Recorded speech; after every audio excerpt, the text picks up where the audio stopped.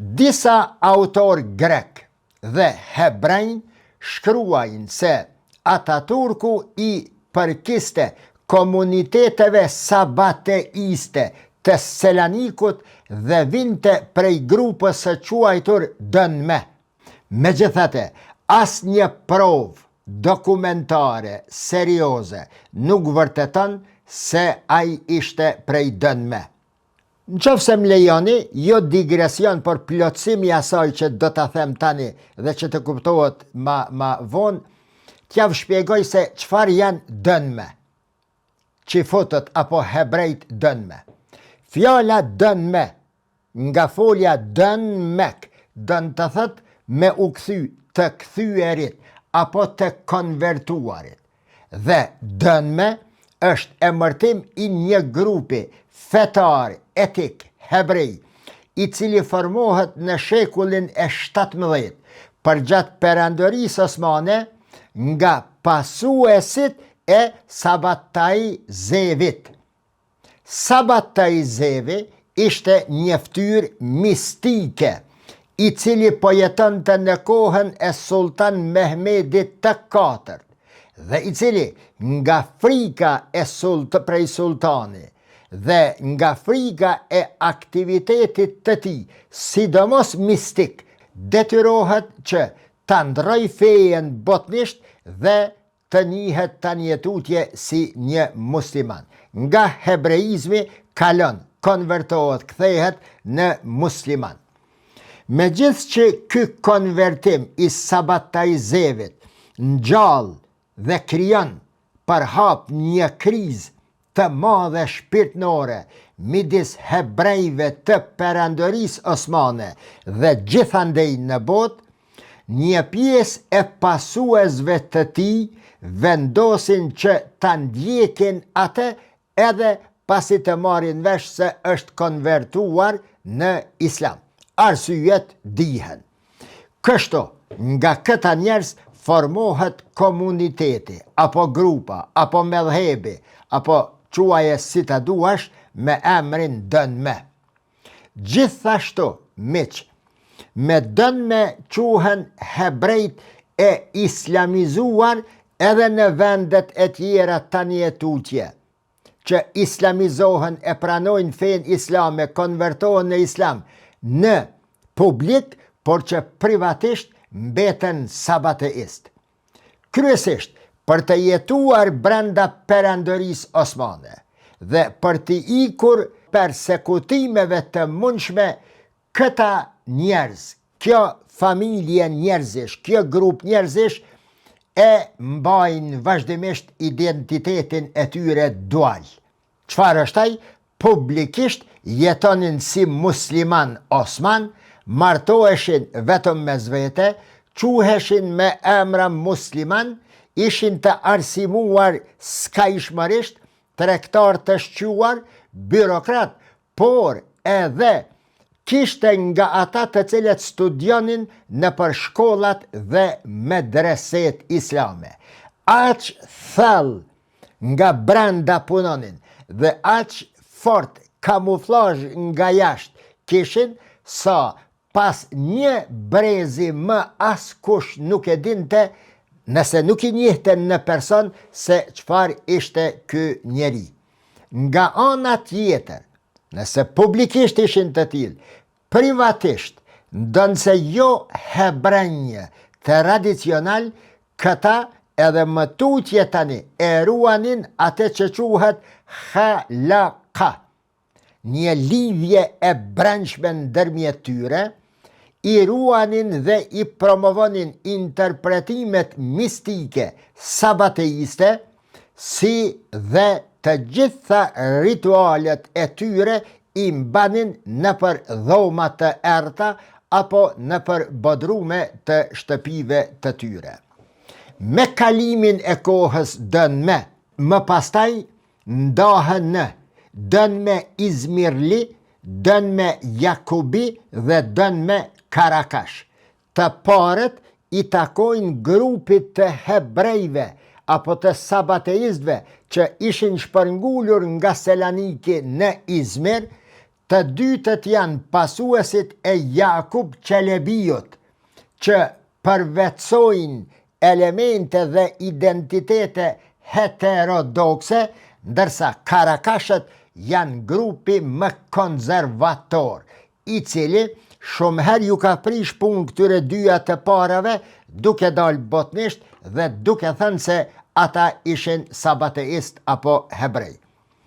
Nga shekulli 18 deri në shekullin 20, Selaniku bëhet qendra kryesore e dënëve. Krijuan shkolla moderne, rrjete të forta biznesit tregtare, ushtruan ndikim të fortë në jetën qytetare dhe luajtën një rol të rëndësishëm në reformimin osman. Dënmet patën ndikim disproporcional në zhvillimin e ideve progresiste brenda strukturës politike dhe kulturore intelektuale të perandërisë osmane, nxitën idet e sekularizmit në mesin apo në perandërin osmane dhe janë ata të cilët e nisin, e frymëzojnë, e mbështesin dhe e financojnë lëvizjen e Gjon Turqve.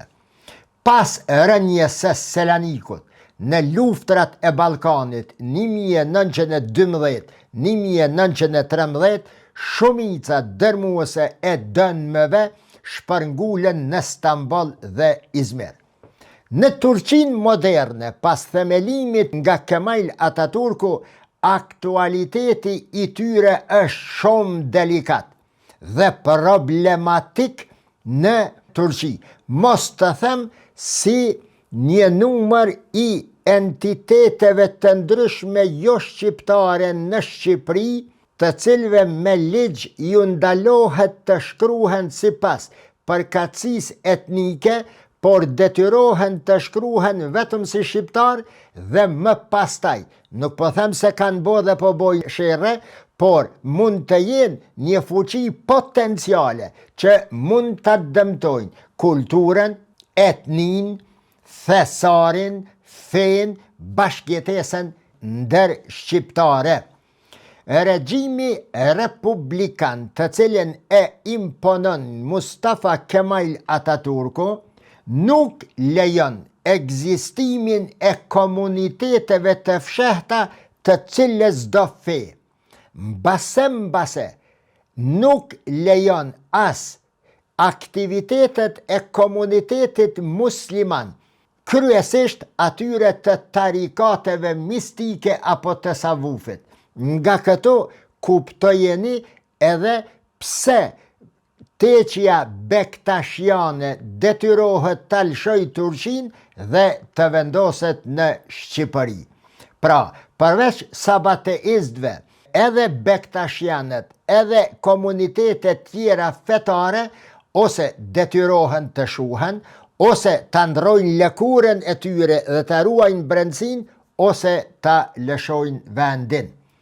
Një numër i madh që e lidha pak me Shqipëri, e qëtyre dënmeve figurativisht nga pamja e jashtme asimilohen gradualisht në turq, amo në cilët turq? Vetëm në turq sekular urban.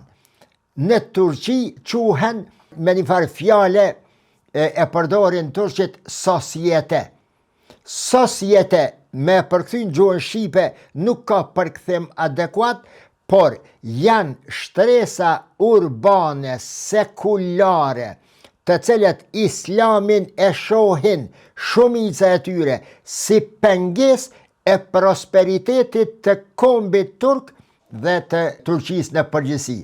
Vizioni i këtyre sosieteve, që janë të njohur si aktor të ndryshëm, si intelektual të ndryshëm dhe shtresa të tjera shoqërore sociale në Turqi, synim dhe primat kryesor e kanë atë që e quajnë ilimunizmi evropian i domosdoshëm edhe për kombin turk dhe për Turqinë. Edhe një fjali për këta dënme miq, feja, teologjia, apo religioni, apo përmbajtja struktura fetare e dënmëve bazohet në atë kabalën hebraike, në judaizmin mesianik, se do të vi Mesia dhe do t'i shpëton ata dhe të gjitha fiset e kombët e popujt e botës, ose do t'i vë në shërbim të hebrejve, ose do t'i zhduk fare, bazohen në mistikën e brendshme sabateiste, i kanë simbolet e tyre të fshehta në anglisht non-orthodoxe dhe kanë tekstet të mbrendshme, ritualet të brendshme, liturgjike shumë të çuditshme. Sot, shumica e dënmëve që jetojnë në Izmir dhe në Stamboll, aty këto edhe në përqytetet të tjera janë në pamje të asimiluar, por që përfatsojnë shtresën më të njohur intelektuale të Turqisë. Republika Turke e kohës Kemal Atatürkut nuk i nje as një nga tarikatet, jo vetëm të fshehta, por edhe ato që vepronin botnisht. Kjo është teoria e parë nëse Kemal Atatürku ishte për dënme. E them vetëm një fjalim, falni, se burimet të cilat flasin në favor të qenurit të Atatürku dënme janë tepër të dopta, janë kontraverze, nuk qëndrojnë shkencërisht dhe më tepër janë brom material mallzeme për konspiracionistët me i mashtruar njerëzit. Një burim tjetër thot se Kemal Atatürku ishte hebrej, me prejardhje hebreje, i ngjizur pastaj me jetën kulturore osmane të Selanikut, Manastirit dhe Stambollit më pastaj.